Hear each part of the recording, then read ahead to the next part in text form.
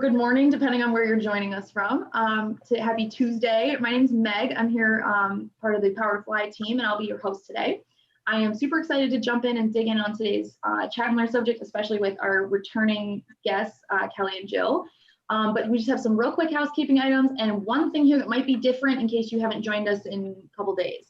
So first things first, all of our chat and learns, all of our virtual events are about participation. It's about our audience, it's about our community. We want you all to get the answers to the questions that you're dying to ask these people. So to that end, you are more than welcome to turn on cameras, come off mute if you have a question. We highly encourage you to not interrupt people unless it's me. Please interrupt me. I get paid to fill the silence. So if I'm talking, feel free to chime in or whatever, but anybody else, try and use your best judgment. We try not to talk over people. The one thing that I do want to tell people is that we are live streaming to our platform right now, which is what's like recording today's session. That's like the recording that you'll get at the end of this. So the one thing I do have to tell you is if you do not want to be recorded, not a problem, just do not come off mute. If you don't come off mute, you won't show up in the recording as it loads to our platform. That's where it's going to be stored. You won't come up at all. You can still participate though, if you'd like, by typing into the Zoom group chat. I can also raise questions anonymously if for whatever reason you don't want, if you have a question or a comment to add and you don't want it voiced to the larger group, just send it to me individually and I'm more than happy to do that.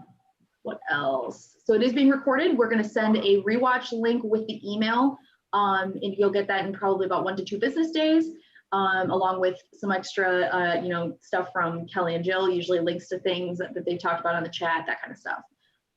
If you want to, you're more than welcome to take pictures and video as we go.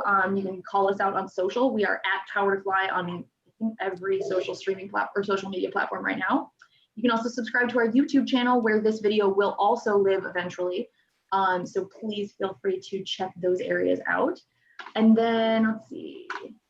Last thing I have is that we've collected and collated all of the questions that you all submitted prior to today's chat. We've tried to arrange those into kind of a conversational flow. But to that end, if you have questions about like what's going to be coming up, we'll show a couple slides that have all the questions on it so that way you can see what's going to be asked.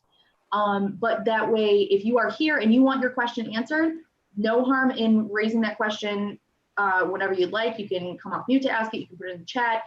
But we definitely give primacy to whoever attends the virtual chat. So if you have a question that you want answered, surest way to make sure you get it answered is to either come off mute and ask or to put it into the chat. So let's go through and we'll introduce our speakers today. First off, we have Kelly Kugler. Kelly has made some big changes across her career, from relocating across the US and to Europe while working in global recruiting. She learned the essentials for a successful transition along the way. These shared experiences allow her to help others manage similar opportunities and navigate the process of these transitions. Kelly is the founder of Allura Collective. Along with her team of coaches, she works with people one-on-one to explore their options for a career change or relocation, whether developing their strategy, presenting themselves effectively, and speaking with confidence, or designing their new world. So welcome, Kelly, and thanks so much for joining us. Thank you for having me. Hi, everybody. Really great to be here. All right, then we will introduce your co-host or co-guest, Jill. Jill DaSilva began programming when she was 8 years old and has been designing digital experiences since the early 2000s. She teaches and speaks globally about user experience design and minimum viable product strategy. Jill also served as an IXD advisory board member for Santa Monica College and served as the lead UXDI instructor and global education strategy team member at General Assembly. Jill was voted as one of 50 LA tech CEOs, founders, executives, hackers, and investors you must follow on Twitter. So please feel free to check her out on Twitter. I'll throw links to all of these things into the chat as well. Welcome, Jill. Hi, everybody. I'm so excited to be doing this with you guys today. And we've got like 48 people here. This is what a great size of crowd. I'm excited to see, what kind of things we can talk about today along these lines and hopefully give people some confidence and resources that they need. Yes. All right. You can keep up with them on social media. I'm going to leave this screen open for a couple of seconds if you want to take a screenshot of it. These links will also be included in the Rewatch email that we send out. So if you don't want to screenshot or don't know how, don't sweat it. You'll get all this information. I'll also put it into the chat. All right, so these next 2 slides, feel free to take a screenshot if you'd like. This is something not required, but it's something our more type A joiners tend to appreciate. This is the list of the questions that are going to be put to our panel today. So I'll leave it here for another couple seconds, and I'll switch to the second screen. Second screen there. So if you want to take a screenshot, that'll give you an idea of what some of the questions are that are coming up. It could also be helpful if you have a question that occurs to you, that this way you'll know if it might fit in with something else that we're going to ask later, or if nobody's thought of a question like yours, make sure you ask it.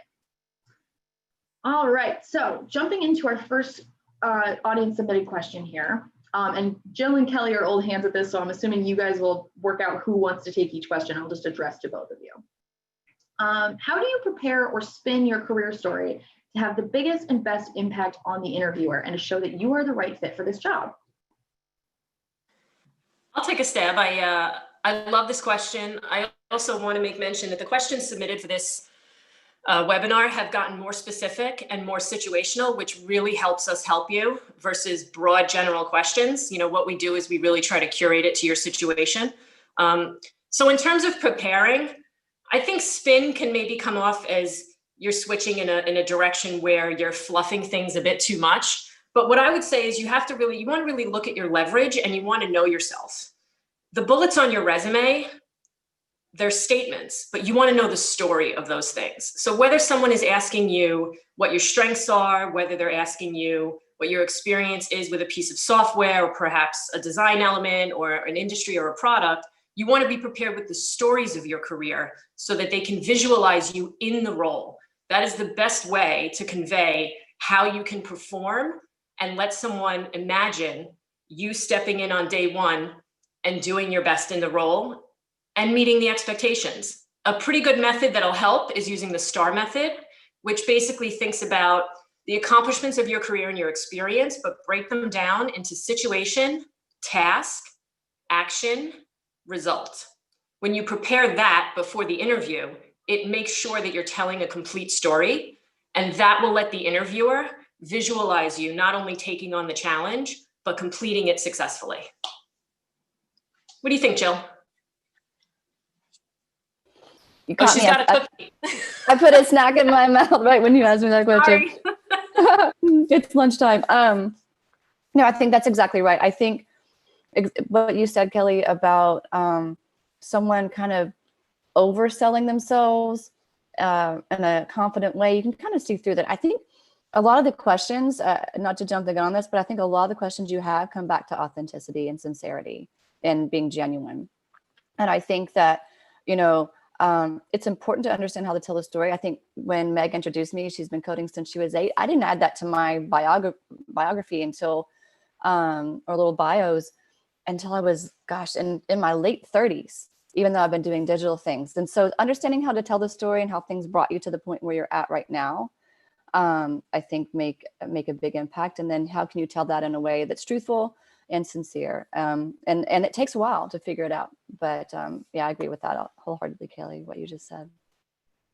And would you guys say that this is a situation where you can kind of keep your eyes and ears peeled, steal from the best, make it your own kind of situation? Like, you don't need to reinvent the wheel just because you're not sure how to write your story. If you find a phrase somebody else has somewhere that's really great and would apply to you, awesome. If you see like, I think I saw on LinkedIn a couple months ago, people were starting to addend or add she or her, or like whatever your preferred pronouns are, to the ends of their LinkedIn information. And I saw it done a couple different ways. Some of it was on your first name, or some of it was on your job title or something. But like, this is a perfect situation where if you see the way somebody's doing something, it looks really cool. I mean, don't outright yank it, but like, make it your own. See if there's some way that you can tell your story that way or present your information in a similar way. Yeah, 100%. I think that's a great point, right, Joe? I mean, if you look at music and fashion, it's all sampling. Somebody has a melody and somebody has the lyrics. One of the techniques Jill and I will help, whether she's working with a designer or I'm working with someone in another capacity, is you go on LinkedIn and you do a people search and look at the people that are in the role that you either want, the role that you already have, or the one that you want a couple steps ahead, and look at how they describe what they've done. It's more than likely you're going to find wording, jargon, verbiage that resonates with you and makes sense. And then all you have to do is play with it and make it your own. I think that's a great point. 100%. Yeah. I hate writing a bio for myself or even talking about myself. And I think the other thing is, it's not about you, but the work and the service that you provide. And so it changes it a little bit. It's outside of you in some ways. So, but definitely, I think I was inspired by Jared Spool's LinkedIn. He put in a bunch of keywords, and everybody I talk to now, I'm like, put these keywords into your summary on LinkedIn. It makes a difference. And I've absolutely used that method myself. So yeah, do research, see who's doing what, copy it, if it feels right, because maybe you forgot that you did something cool, or maybe the way that they describe it is so simple. And I think I've also wrestled with, do I do it in first person or third person, but I think that research is what really helps kind of inform that. Absolutely. We do have a really interesting question in the chat, if you don't mind taking it. Amanda had asked, yes. she says, I have a hard time remembering situations to use for STAR question answers, that STAR. Is it okay to answer a STAR type question from the perspective of what I would do in the situation if I can't remember one or haven't been in that position before? 100%. Like, however it works for you is what you should do. And you want to be comfortable, right? The STAR method is more about taking the statements of your resume, which is more of the who, what, when, and turning it into the how and the why so someone can visualize it. It's about knowing yourself when you prepare for an interview. But you can certainly also use it if you're looking at a job description or a product.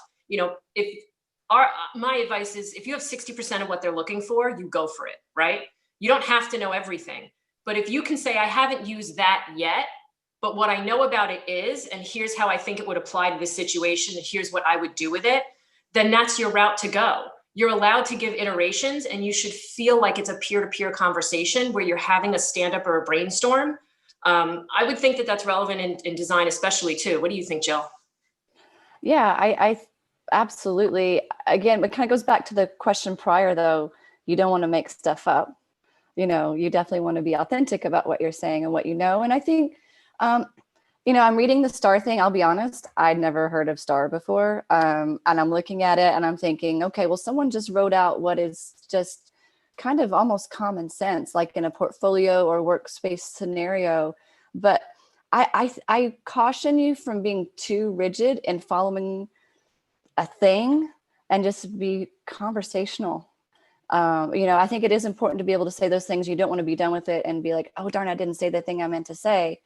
But, I think if you don't want to be robotic either in how you answer things. That was my first reaction. Totally. And you don't want to be scripted. Think of STAR as the media training that people went through when they had to go on Oprah and they only had a minute to tell a 30-minute story. Yeah.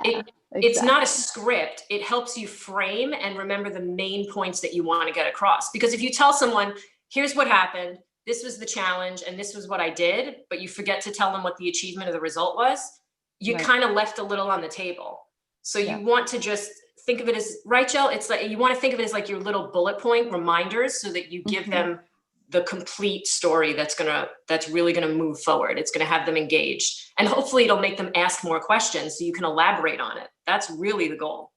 Yeah. And I think based on the reference of how the question was asked, going back to that, you can say what you would do in a situation or how you think you would tackle it. It's also fine too. Like if you're nervous, I think depending on you and your comfort level, I think it's okay to say if you're nervous in an interview and say, if I think of something later I wanted to tell you, is it okay if I email you because I'm nervous? I really want this job, and I think that humility, everybody's been on the other side of it. And honestly, if they're jerks about you being nervous in an interview, you probably don't really want to work with them in some ways. I think nerves show that you actually give a crap about what you're doing. And, I think there's some other questions about confidence, and I think it's okay. Like the people that I've interviewed over the years that have been a little bit nervous, I knew that this meant a lot to them, and I did interview a person years ago who was so confident, and he was too cool for anybody to tell him otherwise. And I was like, I don't want to work with that guy, so I like little humility. And I think that little bit of nerve shows some humility there. It shows like you're actually thinking and you care what they think about you. You don't want it to be crippling, but I think it's okay to be honest about that. I think I rambled here. There's something else I was going to say about the STAR questions, but in context, just say what you would do and just don't make stuff up. Oh, I wouldn't know what it was. It's okay to say, I don't know. I need to think about that. I think that's also fine too. So Give yourself a pause. That's a really good question. Let me think about that for a second. Let's come back to that, that kind of a thing. We probably have a question about this, but before we move on to the next, what Jill just said is 100% positive and accurate and something you should get used to. You should also be asking questions. You're allowed to qualify the question they ask you, whether it's technical, whether it's not technical. You should want to know why they're asking it. You can also say, how does this apply to the role of the team? And that will also help it make more of a conversation. So you should be involved, and you should give yourself the opportunity to be involved. I like that a lot. Yeah, feel free to ask questions back, because that might also be a reason why you're like, I don't know the answer, because you may not have enough information to respond. So I really like that, Kelly, that you're like, interview back, ask questions. How does this relate to the job? That's interesting. How is that an impact? Or how have you guys dealt with this in the past? I don't know. Like there's a couple different ways you can probably go about it, but yeah, especially for metrics driven roles. If you're an engineer, or if there's anything like that where the project or the role could be strategic, they're looking to see how you think. They probably just don't want someone who's going to produce what they ask. They want a brain that's involved. So your answer is highly dependent on why they're asking you the question. So you want to qualify that. I think we just answered 90 questions in one. I think you did. Anyone else? But it was all like really good. Really, really good. All right. So this kind of illustrates what you guys have been talking about. This person asked, what do most people struggle with when preparing their career stories and being organized for their interviews? How should people overcome whatever these struggles are? I have a quick thought, and I think Kelly is going to be able to dive deeper into this just because how well I know her. But I think people struggle with preparing their career stories because I think we all have I don't know, maybe some people it's easier to talk about yourselves than others, but it's almost like, was that important? We kind of negate things that were actually meaningful or made a difference in our careers. We hide things because we think it's not relevant. And I think, over time it will get easier. And I think working with someone like Kelly can really help you craft that story very, very well. And overcoming that is, I think it takes time and practice, really. But Kelly has been a great person at helping people connect what I did here and how it led to here and how it did this and how it did this thing. And so even though you may not have, if you are pivoting, especially in your career, how did pizza delivery lead into UX design? It does, because you're providing a service anyway. So I'm going to see what Kelly has to say to this one. Jill, I'm so grateful for you. I love that we met as original teachers at GA, and now we get to do this together. I just have to say that. I couldn't agree more. For me, I still freak out writing bios, but I'm great at doing it with everybody else, right? Every time I read the bios for my events or on my website, I want to gag. So I get it. And that's what makes me want to make it easier for everybody else. I think the big thing is we don't have control of what someone's going to think. We know we're stepping into being judged. And for some of us, maybe it's because we're women, maybe it's because of our life experience, whether we're women or not. Maybe we were told to be a little quieter and wait our turn.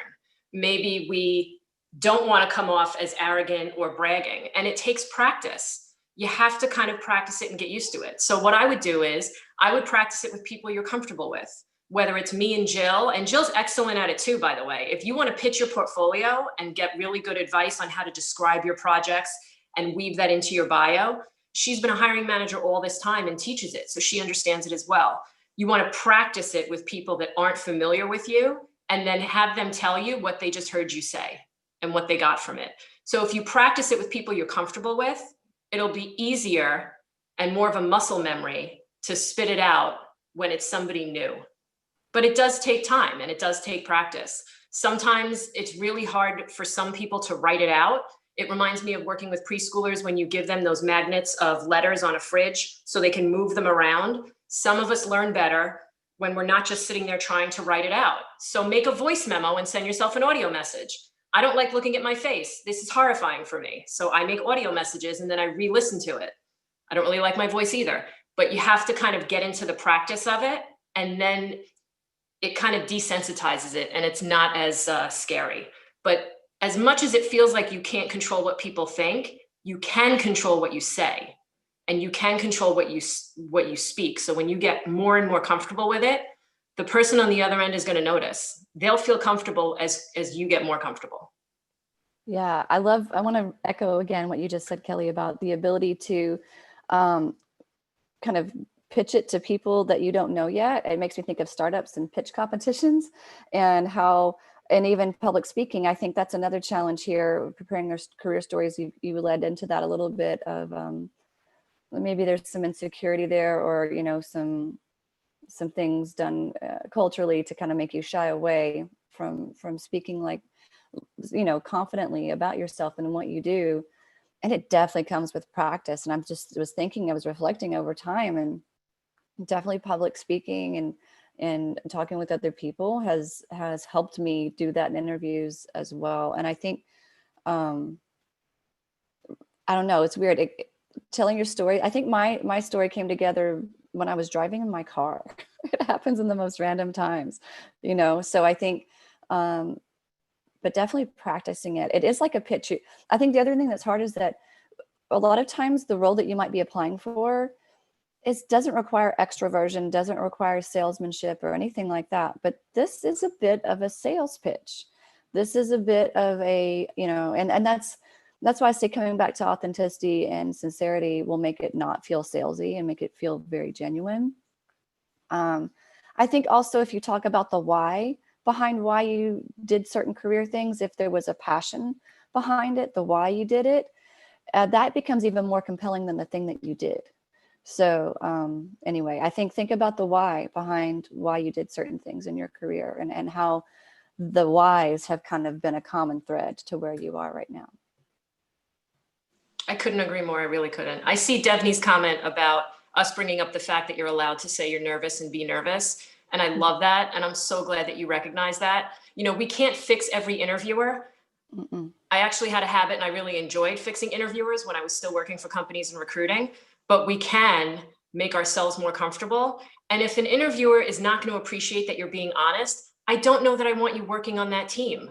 I don't think the old school way, you know, when I would judge hackathons, and I would see some people judge like this with a straight face because they think it's cheating if they're engaged. And I don't agree. And when you're in an interview, whether it's remote or whether it's on site at any point in the future, if that happens again, it's the interviewer's job to help you do your best and to help you feel comfortable so they can get to know who you are.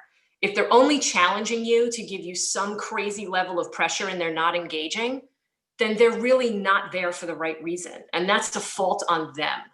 Right. So it's okay to recognize that. Yeah. I'm noticing, I don't think can they unmute themselves, Meg, if they wanted to ask questions? Yeah, so Amanda just raised a good question in the chat. If you have a question or you have a comment that you want to make, you are more than welcome to come off mute and do so. Make sure you remute yourself when you're done talking, just to make sure that the audio stays clean for everybody. If we have a lot of people that want to come up and ask questions or whatever, then we'll go to a hand raising model and I'll call on everybody as we go through. But for now, we should be fine. So Amanda, did you have something that you would like to ask or say? No, we're good. Okay. Let's see. We've got more questions that are coming through in the chat, but one I am going to save for a little bit later because we touch on it in a little bit here. This person had asked, how do I prove potential and ability when I don't have the required years of job experience? I'll take a stab at this. I think it comes with your enthusiasm. I think it comes with the questions that you ask. I think it comes with, again, going back to the why behind what you're doing and why you want to do it, the motivation. If there's a way to kind of show a growth mindset so that, you know, you want to just continue learning. I think that maybe, again, it kind of ties in with the thread. I like the way that Meg put these slides together, you know, kind of your past, how do you weave that story together? And I think your past helps prove that as well. Again, the why behind what you do and why you've been doing it. And I think, yeah, I've seen that a lot. How do I prove potential and ability when I don't have the required years of job experience? And you know, gosh, it depends on what you're doing, but for designers, it's a portfolio, which leads to a conversation, which leads to an interview, typically. And that potential is there. And again, the types of questions that you ask show me your potential. So I'll leave it at that. Kelly, I'm curious to see what your thoughts are. Yeah, those of you who know me already know that I'm pretty blunt when it comes to these things. I don't really care how many years of experience they're asking for. I genuinely don't. Years of experience, the way they ask for it changed in the recession, and they changed the way you could put it in a job description because they wanted to avoid lawsuits for discrimination of people that had too much or too little. The reason they put years of experience in there is because they either regurgitated it from a job description beforehand, or it's actually a way to eliminate or weed out candidates when they're sourcing. So here's the flip. First of all, you should not be applying through an ATS for any role on a career site unless you've already gone through the motions of looking for an introduction or a referral to a person. Number one is an internal employee. If they get an employee bonus, great, make them some money. If they don't, you will get seen before anyone in an inbox. Number two, after an internal employee who's outside of recruiting is recruiting and maybe HR, because those folks are not eligible for employee bonuses because that's actually their job. So when you go that route first, it gives you the ability, instead of leading with a resume in an inbox that an ATS decides to parse however they feel like putting it in the system, and it lets you send your mini cover letter, 1 to 2 small paragraphs, tops, 1 to 3 sentences each, one about who you are and what you do is relevant to the role, and the other one of why you're a fit for a role and why you resonate or align with the company. No I thinks, no, nothing fluffy. It's a statement of why you're a fit. And the way you create the leverage between years of experience of what's required and what you have is by leading with your work. I have hired and met, and I know Jill has too, designers, engineers, marketing professionals, across the board talent that have less years experience, but have done more work that's more in depth in half the time. That speaks to anyone that's done a boot camp. You lead with your projects, and you can do that on a resume. I actually have a template for it. So before you put your work experience, you lead with the links to your work. The depth of your work is what you go after. If you still feel short on the work, then you also lead with your industry experience. So say you're breaking into UX design and you have an economics degree. I have a client like that I'm working with. Then her target companies are in fintech. Go after Chime, go after banks, because you have experience that gives you leverage over the other candidates. So you can make all of these pieces come together to make your candidacy more valuable and more obvious. Does that make sense? I think I went a little into a different direction there. No, I do that too. Sorry. I think you're right there. The one caveat I will tell you about what Kelly just said is if you're applying via Powertofly, we have the CSMs on various client accounts that's part of their job is to follow up and see, hey, like I know we sent you 3 people through our site last week. Where are they in your ATS?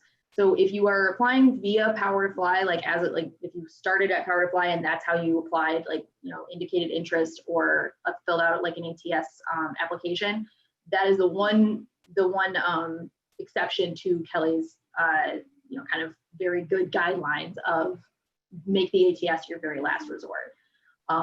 But absolutely everything else she said is completely true. And I say that as someone who was a talent recruiter for like the better part of a year. And that was exactly what I did for the first half of my employment with Powertofly. So I do have a question relating to that.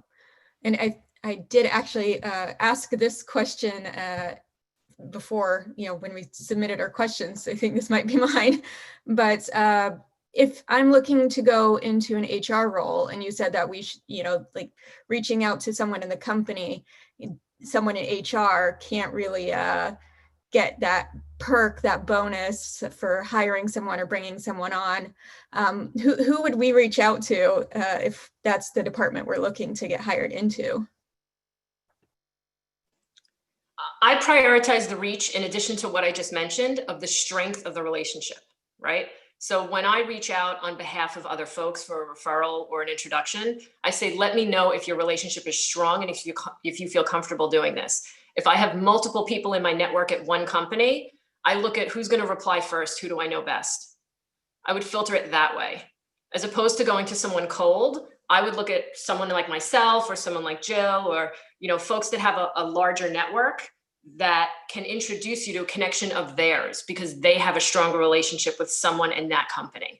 The idea is that you get seen and then that you get noticed. Did that answer your question? Yeah, that definitely helps. I asked this question because I also know some other people who are having the same problem. They're younger people. They don't have a lot of years of experience under their belt, and they say that, they've got this, they call it the millennial dilemma of how do I get job experience if no one Without will give me. experience. Yeah.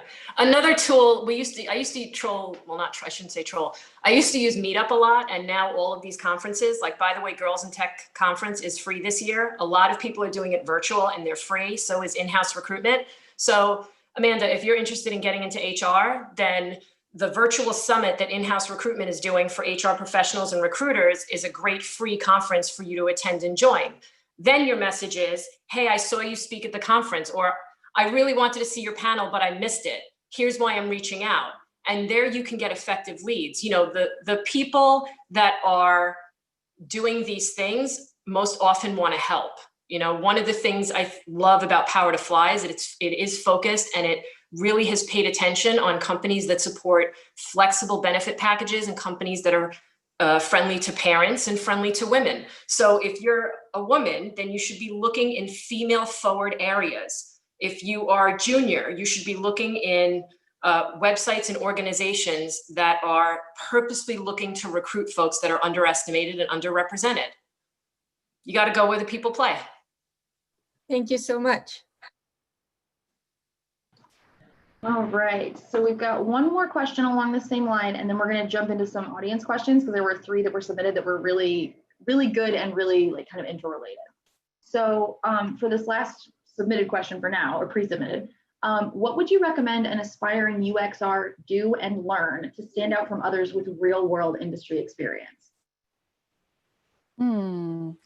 I'll start here. Since I'm guessing UX researcher is what that abbreviation is for. What would you recommend an aspiring UX researcher do and learn to stand out from others with real world industry experience?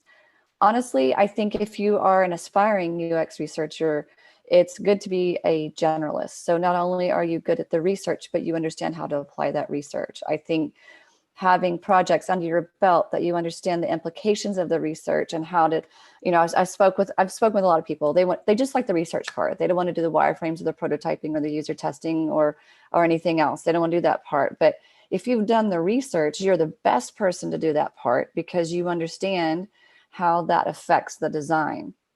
And so I think being a generalist is one of the best things you can do, and really show that you understand research, you understand market research, user research, that you understand biases in research.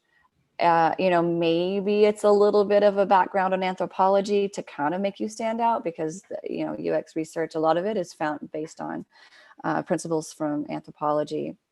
But I think, to me, UX research is something that is a part of every UX process. And I think that you need to, everybody needs to know how to do it. And I think if I were going to look for an aspiring UX researcher, one might be also in how you output your research and how you share that. Is there a very clear and concise way in your method? So it's very simple, but you just need examples of that. But ultimately, I'm going to want to know you understand the full end-to-end piece. Otherwise, you're just handing research to someone and say, do something with it. So, and that's very different than, I think you need to go through the round of doing the full process and then specializing. That's my personal take on that. Kelly, what are your thoughts there? I mean, I lean to you when it comes to UX design. You're my guru expert on that one, but I couldn't agree more. I think I love the word aspiring, but I would love for you all to act as if. I just dropped a comment in there, and that's pretty much what I meant. Yeah. And even if you're having a wide net and a broad job search, it's still good to have target companies. Go on LinkedIn and find the director of UX research at a company you would love to work for. See what projects they're doing, follow them. Maybe they put something on Medium. Maybe they're doing research about accessibility, and then act as if. Part of your target to go after that company and get that referral is practicing as if you're in the role and using what they're doing, and just pretend you're there and do the research, do the case study, have an opinion, use your voice, and then use that when you move through it. You can pivot it to other companies, but I wouldn't hold back. I wouldn't wait for someone to give you an assignment. I would just do it. You know, do first, ask questions later. And then maybe you get great feedback. Yeah. Or a job, or a mentor, or an ally, or a friend, or a referral, or an introduction. Yep, 100%. Exactly. All right. So we've had a lot of people asking questions in the chat. A lot of them are kind of Corona specific, or at least pandemic specific. So I kind of thought we should maybe group those together.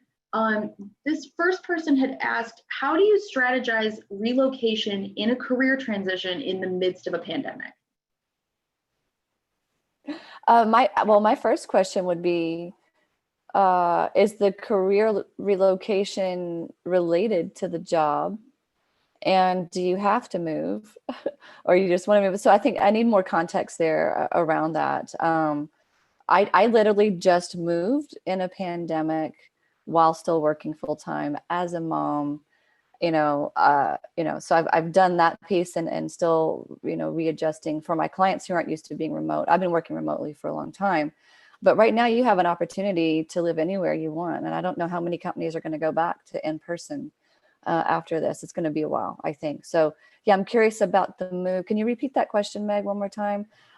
Handling a move. And actually, she submitted another question later that gives a little bit more context on herself. Okay. So I'll kind of combine the two. Thanks. It was from, I'm going to mispronounce this, I'm so sorry. I think it's Sybil, Cybele. Apologies if I'm butchering your name. She had asked, how do you strategize relocation in a career transition in the midst of a pandemic? And then in a separate question, she gave more context saying, I'm an instructional design and distance education doctoral candidate who is also a caregiver that is transitioning to UX. A lot to unpack. Okay, I read that. I read the second part of that. First of all, this is going to go beyond a job and career and transition. Just recognize that you're dealing with a lot right now and that you might need help. Not paid help from anybody necessarily, but you need someone that can help give you some space with your caregiving. That's a mental, emotional, and physical job. Beyond that, if you're having to relocate, I think learning how to delegate right now is going to be your best friend. And I don't know who you're going to delegate to, but that's a lot for any one person to manage. And so if you feel overwhelmed at any moment, just understand you're doing a lot. Even just caregiver, that's a job in and of itself. Remote instructional learning and teaching, I think that's great. That's going to definitely segue into any career stuff that you're doing, because everybody's going to want to check off the box, can work remotely. I don't know, Kelly, what are your thoughts? Wisdom. In all honesty, nobody knows what the heck is going on right now, right? I don't care what anybody says. Nobody really knows. There are those of us that I survived the recession being in a staffing firm. I know plenty of folks that were in school or just got out of college and worked so hard for a degree during that time and then couldn't even get a job at a coffee bar. So this one is new for all of us. The expectation that it reflects poorly on you for any reason whatsoever, that it's extra stressful or that you don't have a job or you're not happy in your job, is just ridiculous. We need to have patience with each other and patience with ourselves. Yeah. I don't want to hear anyone telling anyone they should be grateful to have a job if they're not happy. While I understand that, we should all be allowed to just have any emotion that we need to, because this is really hard, right? I've been living alone all these months by myself. Do I have children or even a pet? No, I have plants that I talk to and that's fine. But I have daily stressors thinking about my mom who hasn't been in her own home for all these months and, is in Maryland with my sister. So I think we just have to have more care for ourselves and more patience. Yeah. And the people on the other side need to do that as well, right? Yeah. If it's a matter of walking through that and explaining what you've done and pitching who you are, that's where the practice comes in. Whether it's grabbing a free session with me and Jill, which we offer, you can go to the site and book it anytime, or getting a services package, or speaking to friends and saying, hey, I just want to work on how do I say this better so I can get more comfortable. That's what you need to do. But whatever's going on with you, I think you should be open about it. Like, I have no problem telling all of you that I cry all the time because I have no idea if my business is going to work out or what I'm doing or how long I'm going to be stuck in this apartment alone. And then a minute later, I'm like, I need to be grateful because the sun is shining. So I think we all feel a little bit nuts right now, and we need to be allowed to be that way because this is not normal. Like, none of this is. No. So I think we just have to stick together and like help each other. I really don't know any other way. And what I can say is this time compared to the recession, I have never seen so many people, especially on LinkedIn, offering up referrals, saying, please reach out to me and I will help you if you need help and I'll talk to you. So take advantage. Check my feed. I've been sharing as many of them as I can find. When someone says I'm willing to help, especially if they're at a larger company, if it's a Slack or if it's at any of these companies, do it. Even if you don't get the job, the point is connecting with them connects you to their entire network, and then you do less work. So yeah, I hope that answers kind of the question, but I just hate that anyone feels alone in this time because I think we all are. So we have to kind of stick together that way. Yeah, and I'm curious to Meg, like you already have this great community, obviously, of people, and forgive my ignorance here, is there like a forum or a communication or a way for people that are in these sessions that they can connect and meet with each other? I guess, is it sharing their LinkedIn through the group chat or something like that? Absolutely. We're actually doing some icebreakers coming up in the next couple weeks. We're scheduling these out with the idea that people that are looking for jobs can network, and based on how well attended they are or how many people are interested in these kinds of things, I'll throw some links into the chat so you can check them out. But what we're going to do is we're going to start kind of general and then start getting a little bit more like maybe industry specific or specific like job titles or something, so that people are more able to network like they would at our in-person events prior, pre-COVID, so that you can kind of get that same interaction and get that same connection with other people that we just can't do right now. And actually, that's part of what I was planning to address for one of the future, one of the questions that's coming up here. And I think you're absolutely right. Well, and I wanted to add one more thing to the question about transition to UX designer as it pertains to caregiving. I think you already know the answer to that. How would you tell the story of caregiving as it relates to the rest of my academic and professional life? Caregiving is the ultimate customer experience.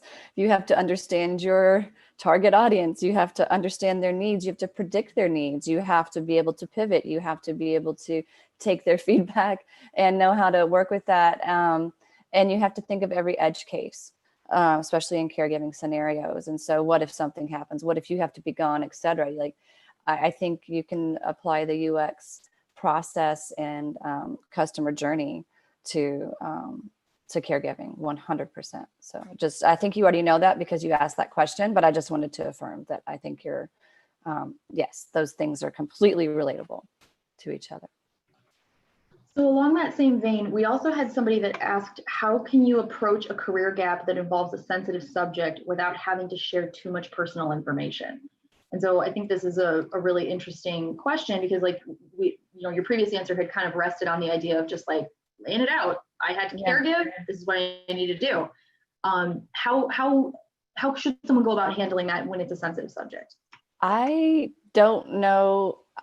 I'm going to say in this regard, it's easier to help other people than it is ourselves. Last fall, my father died, and it definitely affected my work and deadlines and things like that. But I never really told anybody about it. And I don't know if that was the right thing to do or not. And I think you just have to gauge that for yourself. And I think it's perfectly fine to say, there's a personal matter, there's a family matter, there's a way to say it that's enough of a boundary that people, if they have any social emotional IQ, know not to ask further. So Kelly, I'm curious to see what your thoughts are around that.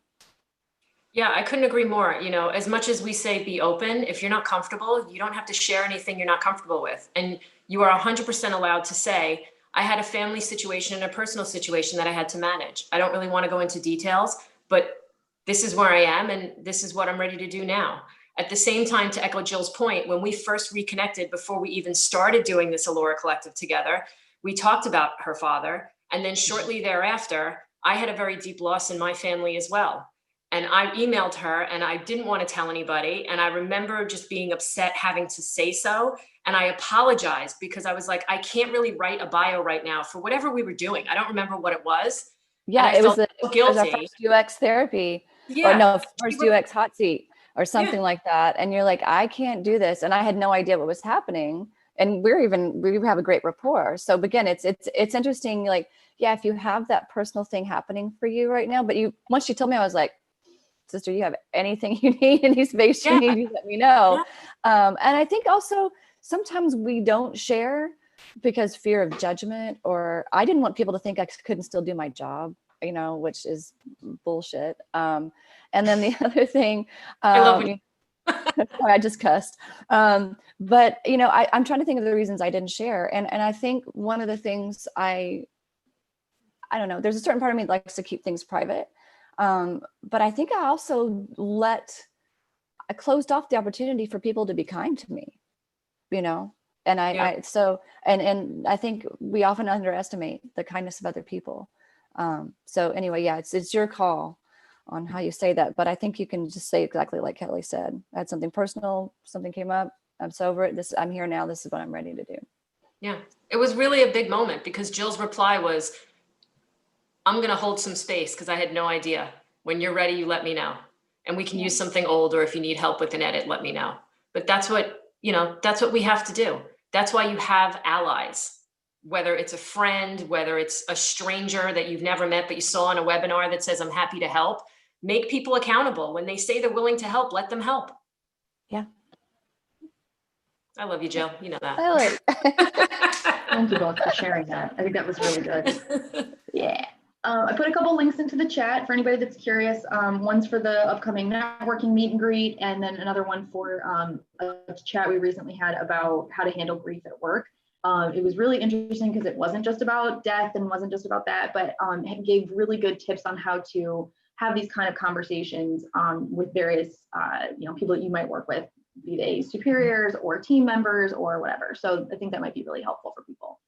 Absolutely. Last question is, go ahead, sorry. I just want to remind everybody that Powertofly and Meg and her team are amazing because you can rewatch these recordings. There are so many chat and learns available that you can rewatch. And sometimes when you hear someone else say it, it'll give you the words to then ask someone else or bring it up to someone else. So any of these topics, I love that you're dropping these things in there, Meg. And I just want to remind everybody that these things are on the website and you can watch them for free. You just need to put in your email. It's like, no big deal. And you can search the whole video library. And honestly, not that I want to be inundated with like 100 people asking like, how can I find chats on such and such? But I man the hi@powertofly.com inbox. So if you have questions and you're like, hey, I know that there must be a chat on such and such and you want to know more about it, please feel free. You can also do things like that at various, like if you join a chat and learn early and have questions, any of our hosts know our back catalog. So we're more than happy to share these resources with you. One last question that we had that was pre-submitted that I thought was very, very interesting. Tanya had said, I left a toxic work environment, but will not speak ill of the company publicly. I recently interviewed for a position I was qualified for. However, the interviewer kept pressing about why I left that company after so many years. She implied that I left because it was too much for me. Is there a quick, short way to answer this and kind of shut down that rationale without having to badmouth that company? Yes, Tanya, if you want to talk one-on-one, please book a free session with me and I'm happy to help you frame this. I've worked with not just men, but also multiple women that were in toxic environments, and I've dealt with a few myself. So being able to explain that without sounding like a complainer when you're nervous that someone's going to think you're just a troublemaker is 100% normal. And sadly, it's quite common. You are totally allowed to say the environment was not healthy. You are totally allowed to say the management style was not good for me. And then you can talk about whether you were being micromanaged or babysat. You can say the environment was toxic and it wasn't the right fit for me. But what you're telling me about the environment here sounds like a much better place, and it's what I've been looking for. So you can get through those moments without feeling like someone's going to judge you as complaining or whining. And whoever the one was that said it was, that inferred that it was because you couldn't take it, is a moron. Yeah, Like, I mean, that's kind hard. of a setup right there. Like, that's like a recruiter saying, we didn't hire you because we want the best talent. Like, Get out of here. What is that? It's just weak and it's cowardly to say that. And it shows they weren't listening. And that's their problem. Yeah, There was a really good comment just made in the chat that interviewer sounds like a toxic manager. Exactly. This is the kind of thing you need to be listening for. This is the kind of thing that is important. You can pick these things up. There's a lot that you're never going to know about a company before you start day one, right?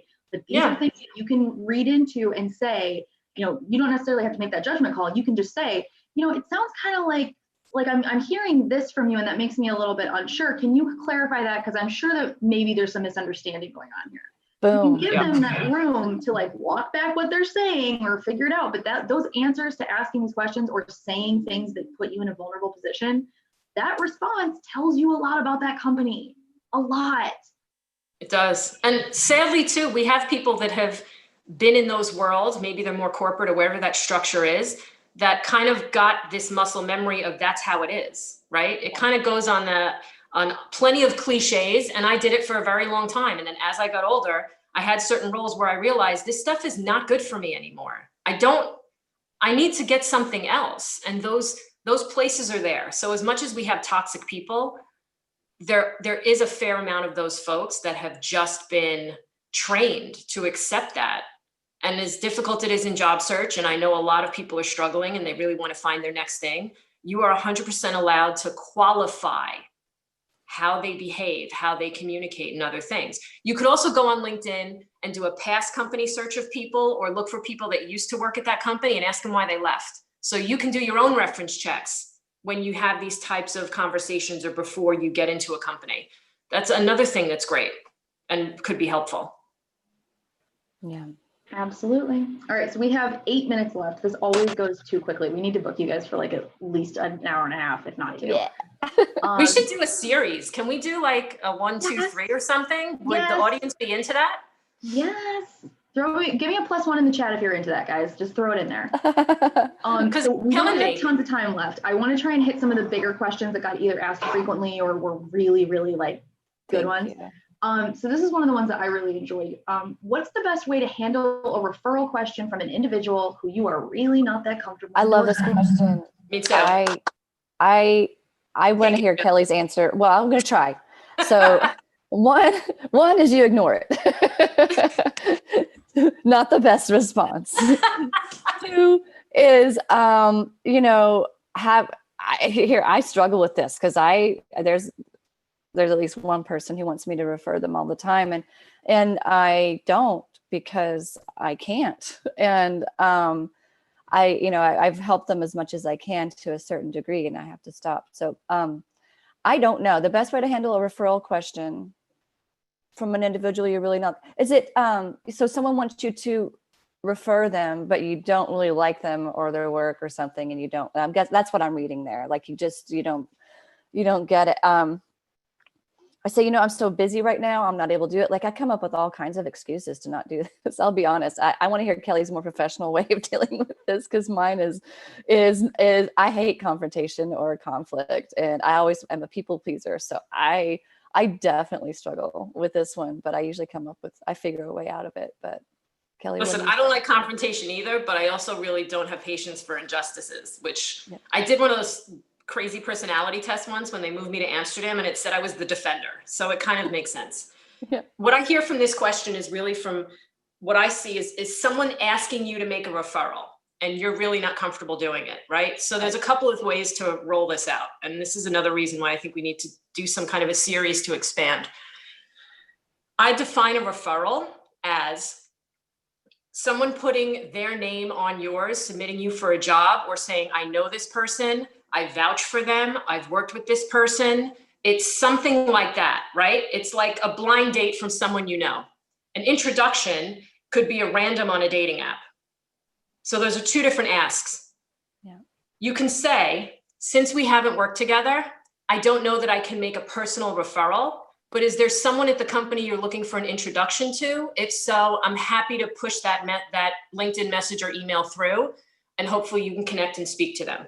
So you can offer an alternative. You're also 100% allowed, and this happens to me too. There are people in my network that I have good relationships with that I feel are strong, and then there are other people that I don't remember when we met, right? I think I'm approaching like 6,000, and there's really not much I can do about that. So my response to that would be, I would love to be able to make a referral for you to this person, but to be honest, I don't have a strong relationship with them, and I don't know that they'll be able to respond. So my best suggestion is that you go through your network and see who else may be able to help you. At the same time, let me know if there are other companies, or maybe you mention 1 or 2 other companies that you have a strong relationship with, and say, hey, if you find something at Slack, or you're interested in this, then let me know. Yeah, that was well said, Kelly. Is that It was helpful? much more strategic than what I do. Meg, do we have All time right. for one We other? got time for one more question. This person wants to know, there were a couple of questions in the same vein where people were kind of talking about that challenge of connecting with an interviewer, especially when it's in a remote capacity, and trying to make that warm, positive impression with an interviewer. Another person asked about how to convey excitement about a position but seem sincere. So can we talk a little bit about, like, kind of how to help with that dynamic, and how kind of best practices that people can use, especially when you're not used to interviewing in a remote capacity? I'm going to say the first. Sorry. I think mine's going to be a little bit of a technical answer. Make Okay. sure you have fast internet. Make sure your connection is strong, because it's going to be really hard to come across as sincere and warm when you're just dealing with technical issues and they can't hear what you're saying. So I want to start there. Like, make sure you have a great connection, and that your camera works fine. You have lighting, you're not in a distracting place, those kinds of things. And then, it's interesting. I put up my martial arts weapon the other day, and people were like, oh, I'm like, I don't know if it's scary to people or not, but I think that, people are seeing into your home now. They're seeing like a part of you. So, is there something relatable, that describes you, not just a cliched bookshelf or something like that, but, is there something that is, I don't know, maybe, I don't know. My first thought when I read this question was puppies and kittens. Have puppies and kittens around you. Well, I think that's a good idea. Like, you don't really show up to an interview, generally speaking, in like, a t-shirt with your favorite fandom on it or something. But I mean, like, you can tell That looks like, great. I have a lot going on, and I like color, and you can use it as kind of a talking point for Absolutely. situations. Yeah, 100. And we did that with Amanda when she first came on. Like, she's in Hawaii, and look at her background. Like, there's some type of like, warm stuff, and just, again, authentically asking them how they're doing right now. Thank you for taking this time. Like, just be sincere and grateful. So I want to hear Kelly. Yeah, I think one of the biggest keys to feeling cool, being comfortable, and speaking confidently is being familiar, right? If you're going into something and you don't know who you're talking to, and you don't know if you have your resume next to the laptop so it's prepared in case you have to look at it, and you don't have your links open in case you need references, you're not giving yourself a safe space so you can just speak, knowing that you have all the tools around you to keep you comfortable. This is one of those strategies that's in the description of this actual event that I put together for this reason. Some people are more comfortable standing up. If you don't have a standing desk, flip a box or a garbage can upside down and put your laptop on it. If you're more comfortable walking around, then use your phone and put your headphones on and walk around. If you're comfortable, you will feel positive, and that impression will be conveyed. Another trick that I included in this, because I was saying it for years, and someone I worked with back in 2012, I recruited and we got her a role in Google. She reminded me of this tip. And the tip was, it works for phone interviews or anything else, have something nearby that makes you smile. Because when you smile, your voice will naturally perk up. It's completely involuntary. Try it and practice it. I swear to God, I swear. I use If you this have for phone calls. I don't care if it's a constantly. picture of a puppy. I don't care what it is. I don't care if it's a picture of poop. It doesn't matter. But you want to surround yourself with things so that when you have that silent moment, you have that little reminder that keeps your energy where it should be. It keeps you in a safe place. That is a positive impression. That is what you do over camera and remote interviews, right? You can still build a rapport. You can still talk to someone for 5 minutes, not in person, and they can still feel comfortable and feel like they actually got to know you. And I think setting yourself up to be organized the way it works for you whether that's having a notebook, whether that's typing answers. I really don't care what it is. It's just whatever works for you, so that when you go into it, you feel familiar and you feel prepared. And then you go from there. Then you just be yourself and make a friend. That's really the job. Don't focus on getting the job or the interview. Focus on building a mini friendship in those 20, 30 minutes, because if that doesn't work out, I expect that you're going to connect with that person and then ask them to refer you to someone else for a different job. That's the game. That's where you get those introductions and referrals, when you make that impression. I have one other tip, and I think I said this on one of our other things, but it's like, listen to comedy before you go on an interview of any kind, because comedy makes people relax. Like you said, the smiling thing. I remember when I used to teach yoga, getting people to laugh got them to breathe, and they felt more relaxed and more comfortable. So, you know, sometimes comedy lands, sometimes it doesn't. So you got to shoot your shot when you feel comfortable doing it. But you know, if there's some space for a little comedy, I think that creates a warmth and more open kind of experience with people as well. So, yeah. Speaking from experience, guys, pump up music works real well. Like, if you can get yourself in a good mood, or you can be ready to fake a good mood, nobody wants to be the person that brings the party down. So if you come into that interview and you are, even if it's nervous energy, but you're kind of rechanneling it into, I'm so excited for this interview, I've been looking forward to this all week, I can't wait to talk to you, blah, blah. Nobody wants to bring that down. They don't. And it makes it a lot easier, and it's easier to kind of help give that oomph, that like little push to make sure that you get off on the right foot with people, especially when sight unseen, never met them before. This is what I do daily, guys. This works. Yeah. Okay. We lead the conversation with your own energy. Yeah. I love it. Yeah. We don't have to wait for the interviewer to tell us what the energy is going to be. We're not waiting to take a test. Lead and be a part of it. It's a peer-to-peer thing. Otherwise, who wants to work for people that don't treat you that way? Right. Absolutely. All right, ladies, we are unfortunately out of time for today. I do want to say a huge thank you to Kelly and Jill. I know that we did not get to so many of your questions today, everybody. But like we just talked about, we'll definitely have to set up another one and possibly a series of these, so that way we can kind of make sure that we get to not only great questions unanswered from today, but I mean, we've got great questions that were unanswered at the last session you guys did. So we'll make sure we put something together here. Jill and Kelly, thank you so much for taking more time out of your day to spend with our community. It's always so valuable to speak to you both. So thank you so much. Thank you for Thank you, everybody, us. for joining. It's our pleasure. This is what we do. This is why you keep doing it, because it makes you happy. This is food for our soul. This is I put some links into the chat earlier, so you guys can check out upcoming chat and learns, connect with Kelly and Jill, as well as Allura Collective on their various platforms. You'll be getting links in the Rewatch email when you get this in a couple days. And I think our next event is tomorrow morning. So please take a look at our upcoming events and check out the upcoming meet and greet. We're doing that icebreaker thing, so you guys can start networking and tell us what kind of networking events you'd like to see. Yep. So have a happy Tuesday, everyone. And I can't wait to see more of you on upcoming chats. Bye. Connect with us, follow on LinkedIn, because I'm sharing job leads. And also remember, after you get the recording, we will be sending all of the people registered for this an exclusive discount for Allura Collective, which will be in addition to the free strategy sessions we offer. So let us help you. We're here for it. 100%. Thanks, Meg. Thanks, everybody. Thanks, Kelly. Put contact at Allura Collective in your inbox so we don't go to junk.